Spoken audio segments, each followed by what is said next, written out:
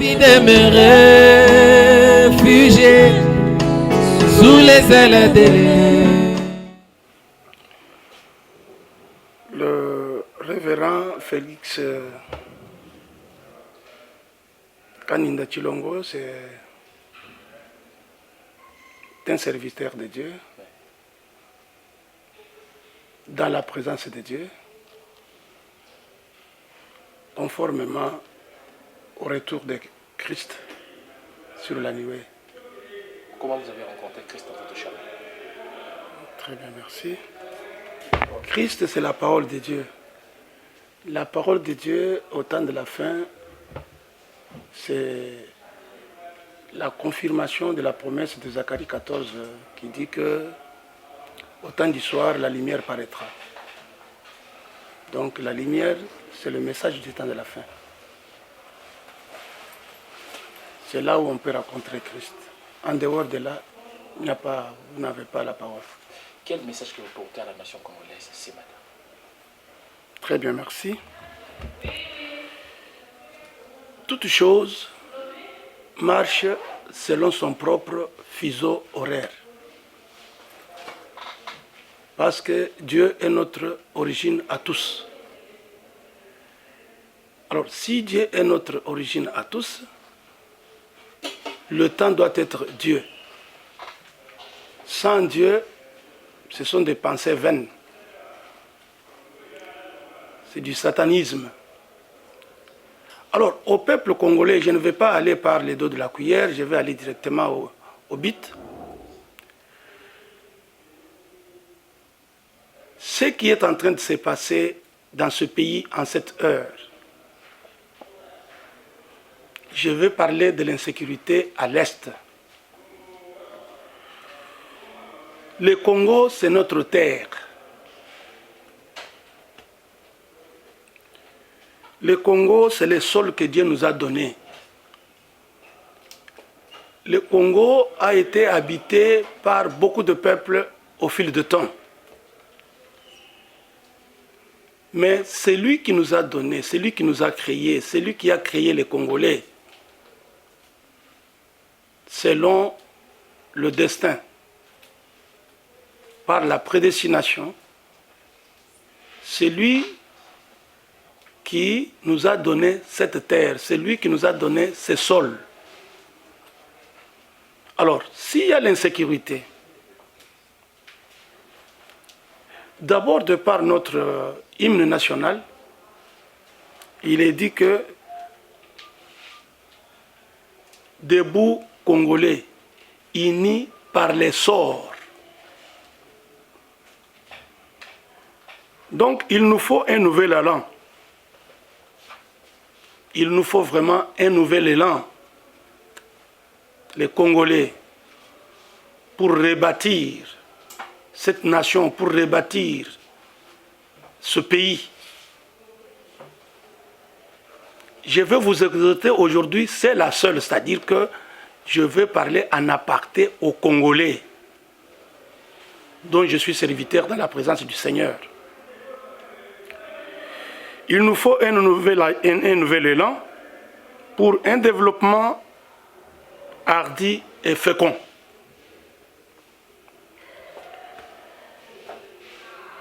Et pour cela, nous devons retourner à notre terre, au sol que Dieu nous a donné. Seule notre terre reconquise peut assurer au Congo sa grandeur. Notre sol. C'est vraiment la thématique de Dieu ici. Nous sommes un peuple noir, noir africain. Tout ce qui nous arrive, c'est la volonté du Seigneur Dieu, lui le roi de toute la terre. L'état de notre terre et ce que notre terre renferme, c'est la seule chose qui nous a suscité tant de problèmes avec d'autres nations. Notre terre, le sol congolais, nous a été donné pour que toute la terre craigne l'Éternel. Dieu nous a donné un sol rempli de sa gloire, des richesses naturelles pour notre développement. Et selon la prophétie, pour les peuples congolais, pour les Africains, il est dit que vous serez pour moi un royaume puissant. Le royaume Congo, je dis Congo, je ne dis pas Congo avec C, je dis le royaume Congo, en Afrique, est adossé, appuyé sur des richesses naturelles de son sous-sol, de minerais, la végétation riche. Et le seul Dieu qui a formé cette terre, il nous a donné la terre qui lui plaît. Et il a dit, vous serez mon royaume, comme Israël avait reçu la promesse d'être la nation de Dieu. Et aujourd'hui, c'est une chose faite. Israël a une nation, Israël a un drapeau, Israël a sa monnaie, Israël a une cité, parce que Dieu avait besoin de trouver une cité permanente, Dieu avait besoin d'une ville, Jérusalem est là, Dieu avait besoin d'une nation, la nation est là, en lieu et place d'autres peuples qui sont passés par là-bas. Au finish, c'est la Palestine. Et les Juifs, avec la loi, dans leur temple, avec des sacrificateurs, ils sont parvenus à acquérir, à reconquérir la nation juive, Israël. Et Trump, dernièrement, il y a 7 ans ou 8 ans, il a déclaré que Jérusalem est la capitale de Juifs, la capitale d'Israël. De même aussi, Israël devait avoir un royaume. Et les royaumes, selon la Bible, selon toutes les promesses, devraient être érigés à partir d'ici. Après que Dieu ait donné cette promesse à la nation juive et que cette promesse est acquise,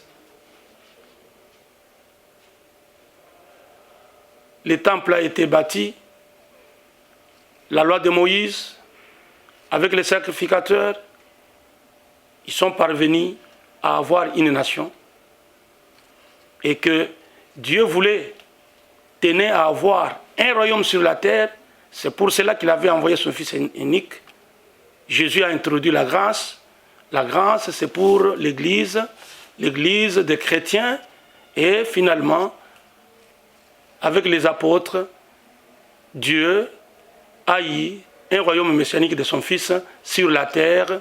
Et la lumière a profilé depuis l'Orient, passant par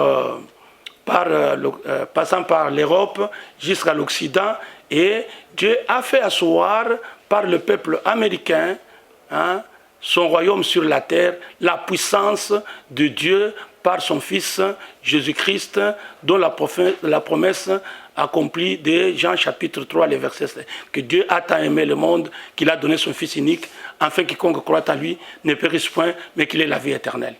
Et aujourd'hui, le monde entier, toutes les nations, le nom de Jésus a été élevé au-dessus de tout nom. Au nom de Jésus, tous genoux fléchissent, toute langue confesse, ainsi de suite. Vous voyez, c'est un acquis déjà. Maintenant, Dieu devrait avoir un royaume à lui-même. Comme il a été dit dans 1 Corinthiens chapitre 15, le verset 24, qu'après que le Fils ait eu son royaume messianique, il va remettre le pouvoir, il va remettre le royaume, il va remettre la puissance à celui qui est Dieu. Et cela devrait arriver au temps de la fin. Et Jésus qui était monté avec ses anges, qui est déjà de retour, la science a déjà photographié cela, les religieux savent cela, et les anges ont chanté cela. La photo a été tirée pour attester ces choses. Dieu nous avait envoyé un prophète puissant, le prophète de Malachie 4, pour accomplir toutes ces promesses au temps du soir à l'Occident. Comme à l'Orient, Jean-Baptiste avait présenté, montré le Fils de Dieu selon Ésaïe 9,5, ainsi de suite. Au temps du soir, il y a eu un prophète, le précurseur de son retour, de sa seconde venue, qui ne pouvait pas s'en aller et ne pas nous laisser comme ça, oisif. Il nous a montré Jésus retournant dans la nuée. Il a dit, regardez sa tête, regardez ses yeux, regardez son nez, regardez sa bouche, regardez sa barbe. N'est-ce pas le Jésus de 33 ans? Je crois que toutes ces photos sont avec le véritable croyant en cette heure. Donc cette promesse du retour de Jésus, c'est une page tournée. Et quand il retourne maintenant, il va vers où?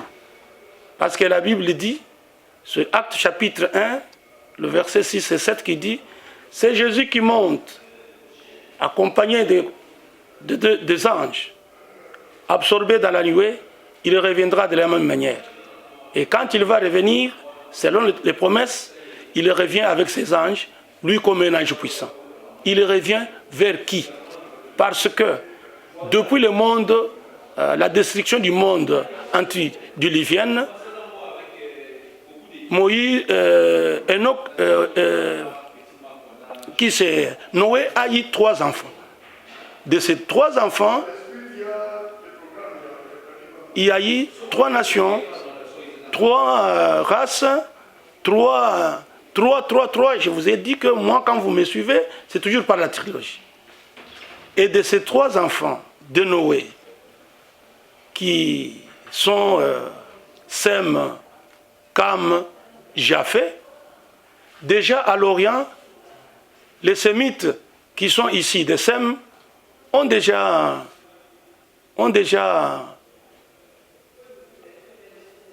vu s'accomplir les promesses de Dieu liées à Sem.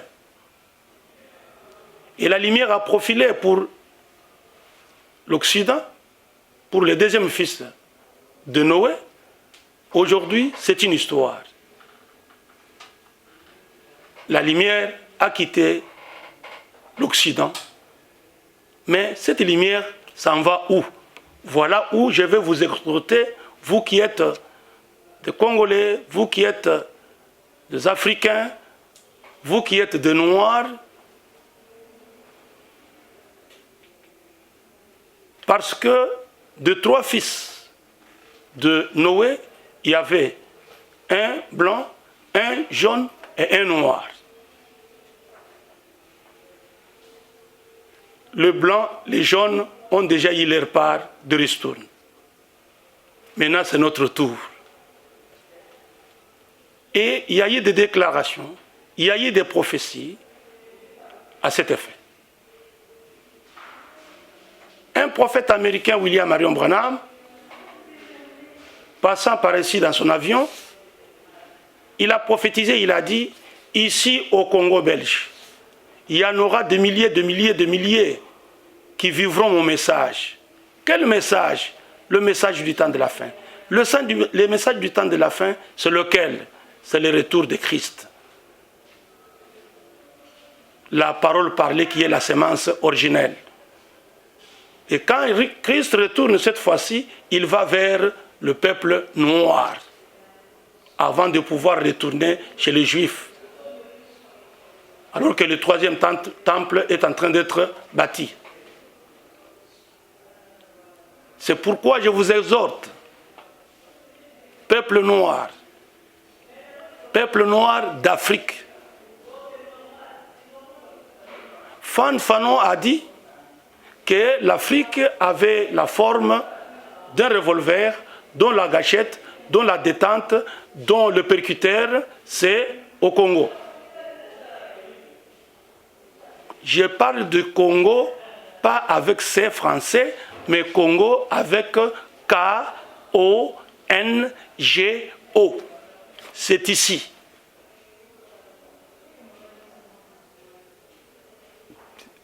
C'est à vous, peuple congolais, que j'exhorte de pouvoir vous mettre debout, de pouvoir vous lever en cette heure.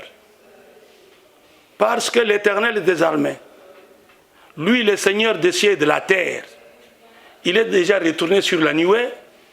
Il vient comme un roi de gloire, un roi de rois, un Seigneur de seigneurs, un Dieu de dieux. Et il a déjà accosté dans la nuée, c'est parce qu'il doit avoir une demeure future, selon les prophéties. Et cette demeure future du roi des rois, des seigneurs, devrait être ici, en Afrique. Et tout cela à partir du Congo belge. Frantz Fanon a dit que l'Afrique a la forme d'un revolver dont la gâchette se trouve au Congo. Et la main qui devrait percuter sur cette détente, c'est la Russie. Le prophète là, William Marion Branham, a dit que la Russie détruira l'Amérique. Alors, selon les scientifiques, ils savent que la main, le doigt appuie sur le bouton et c'est pour embraser les États-Unis, embraser l'Europe. Cela déjà est en cours.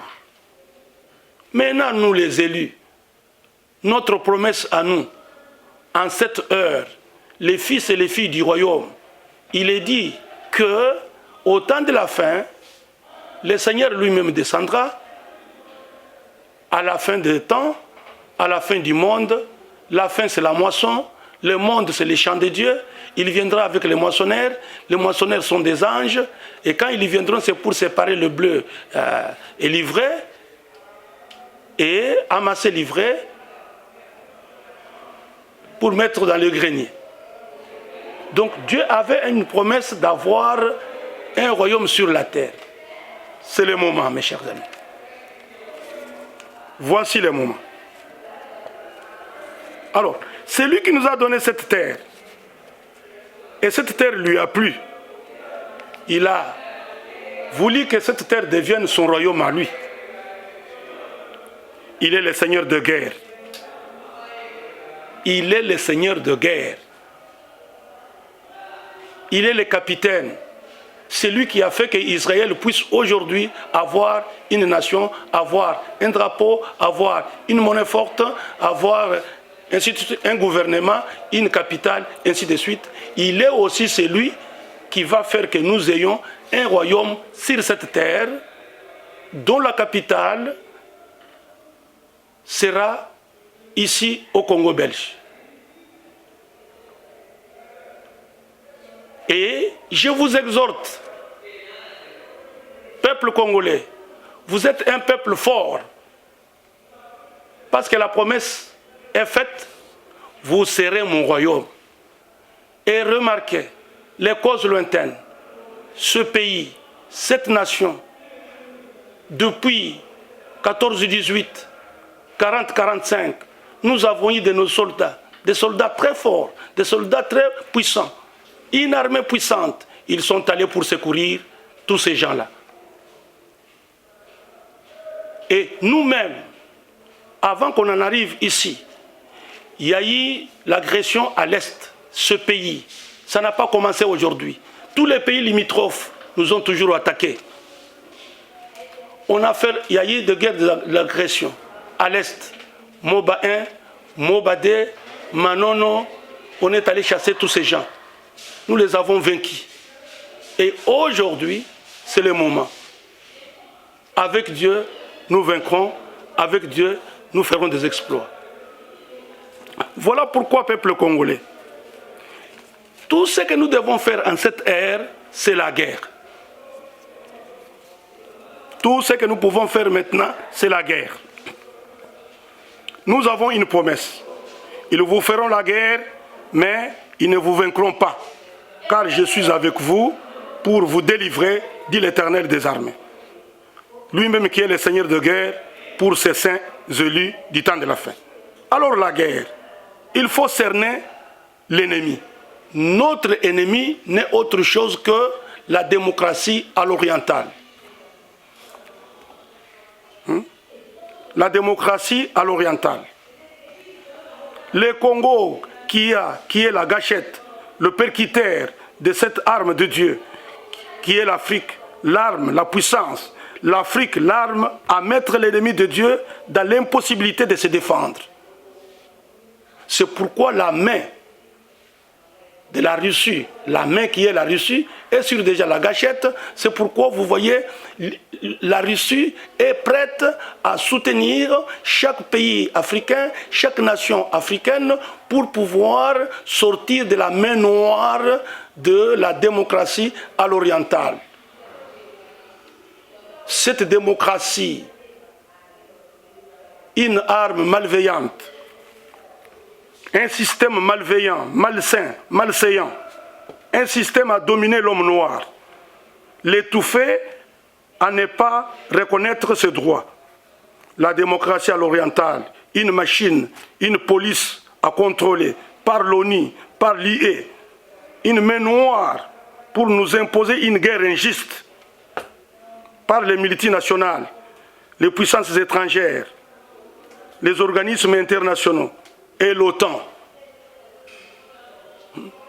Nous devons nous lever contre toutes ces choses et constituer une armée puissante, aller par la guerre, parce que la guerre n'est pas venue par négociation. Nous aussi, nous n'allons pas négocier cette guerre. Quand bien même on le ferait, ça ne marchera pas.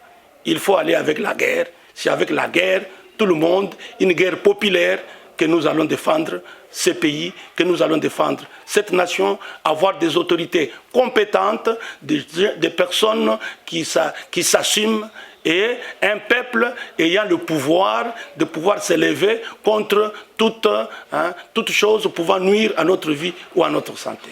Voilà l'exhortation que j'ai, voilà ce que j'avais à dire au peuple congolais.